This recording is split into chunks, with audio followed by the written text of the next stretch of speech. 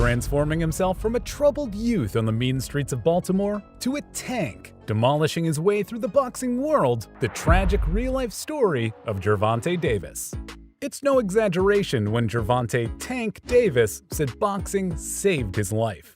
The man with howitzers for fists came from desperate poverty. He was surrounded by crime and drugs, and went on to become a 5-time undefeated champion as well as the new face of the boxing world. Where did this journey for a man who some have dubbed the next Hall of Fame talent begin? Ever seen those gritty crime dramas? HBO's The Wire and We Own the Night? Davis lived them. Even his start was rough. The youngest of 3 brothers, Gervonta found himself forced into the care of Baltimore Child Services. His father was in jail, and his mother was a drug addict. If you took a look at a lot of young men in his neighborhood, these were the starting ingredients for a life of crime and imprisonment. 3 years after entering the system, his grandma took him and his brothers in. That long in the system made him a hardened survivor at only 8 years old. According to him, he was always fighting. It didn't matter who or how old someone was when they squared up to him. Young Gervonta was always up for a rumble. Luckily for him, his uncles got together and decided to channel his violence into something more positive. So they got some money together and hooked him up with boxing coach Calvin Ford. Ford was actually the inspiration for the character Cuddy on The Wire, bringing those two narratives together. At Calvin Ford's gym, the troubled young Gervonta Davis found the love and acceptance that he didn't get at home. He was so dedicated to boxing that he'd go straight to the gym every day after school.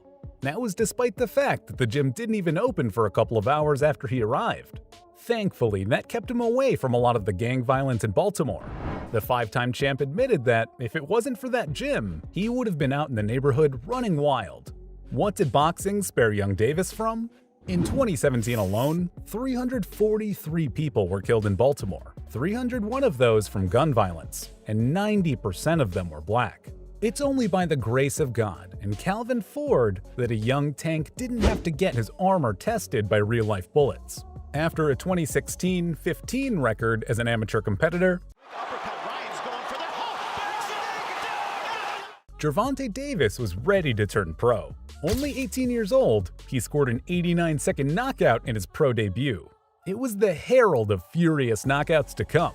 His speed, accuracy, and power were and are something to see. Added to his next-level fight IQ, and the next 7 wins in a row looked like child play. Champion boxer Adrian Broner took notice of the rising star.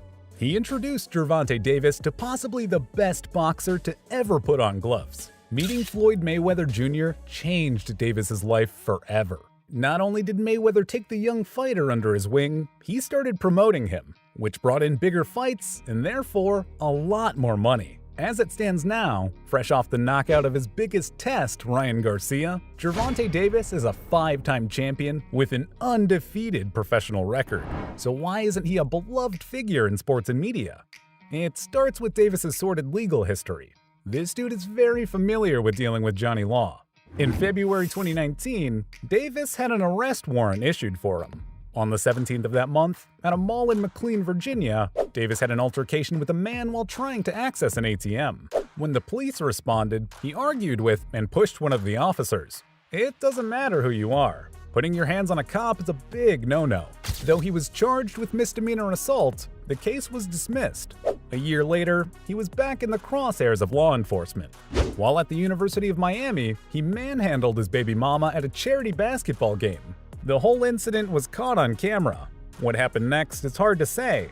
One side claims nothing happened, the other claims he hit her. Davis was charged with simple battery and domestic violence. That wasn't the only time he was accused of assaulting a woman. In December 2022, Davis was accused of striking another woman with an open hand slap to the face. She then made a frantic call to 911, scared that the boxer was going to kill her.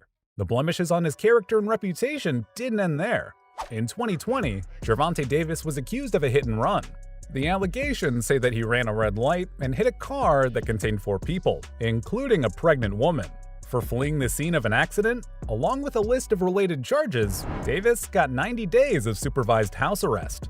The verdict and sentencing of the hit-and-run case outraged people, from everyday people to the media to women's rights activists. It's an extremely light sentence for charges that could have resulted in over 7 years in jail. Not to mention, he could have killed someone.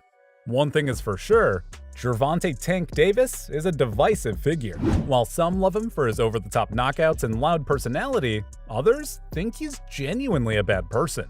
Former pro boxer and Hall of Famer Tim Bradley has never minced words when it comes to Davis. The two even had a little back and forth leading up to Davis's fight against Ryan Garcia. When asked, Tim Bradley was straight up. He respects Davis as a boxer, but called him all sorts of things outside the ring.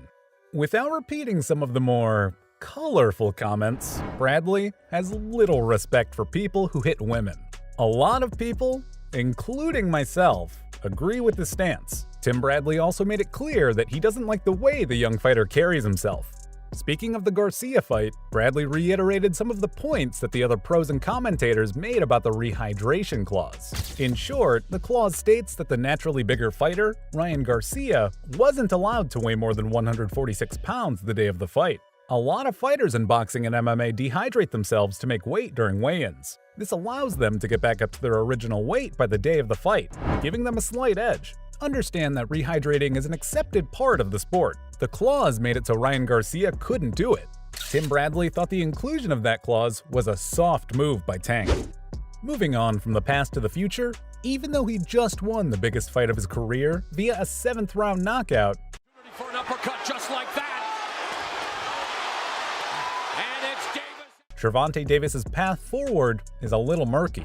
Even though the sentencing for the hit-and-run incident is over, the young boxer still has to face a domestic battery charge in Parkland, Florida. How will his house arrest affect his career? What kind of sentence will he get for the battery charges? Though he definitely sells tickets, how many sponsors will want to jump on board with a fighter who has a long history of legal trouble? When it comes to what will happen in the ring, the options are pretty wide. Shakur Stevenson, an undefeated former junior lightweight champion, has moved up to his weight class. Would he be a nice fit for Tank? Then there's the upcoming Haney vs. Lomachenko fight later this month. Some people say the winner of that bout should be the next in line to fight Davis. Whoever is next, it's sure to be entertaining, inside and outside the ring. After looking at his life and career, we have to ask, who is Gervonta Davis? Is he the product of his environment and terrible upbringing? Money and success can't always wash away childhood trauma. There's no doubt that he faced a lot of it. If he hasn't come to terms with his past, will it poison his future? Hopefully, he can overcome. Sometimes it takes longer for people to mature and grow out of the kind of thinking that can lead even the best down the wrong path.